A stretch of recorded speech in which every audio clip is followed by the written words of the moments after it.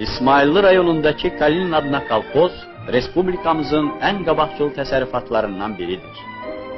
Onun qabaqcıllar sırasına çıkmasında, kolxozun sədri, sosialist əməyi qəhrəmanı Nikolay Vasilyeviç Nikitinin də təşkilatçılıq rolu az olmamışdır.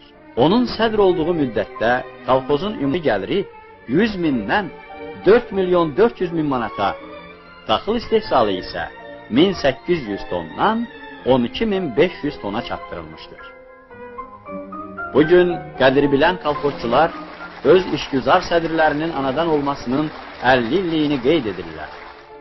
Kolxozun partiya təşkilatı katibi Jabil, sosialist əməyi qəhrəmanı Qızqayıt Həsənova,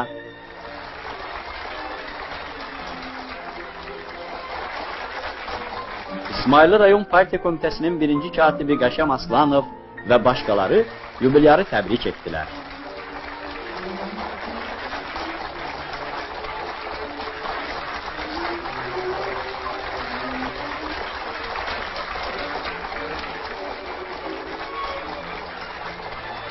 Nikolay Vasilyeviç Nikitin partiya və hökumətimizə öz minnətdarlığını bildirdi. Kolxozun keyfiyyət beşilliyində yeni plan və öhdəliyindən danışdı.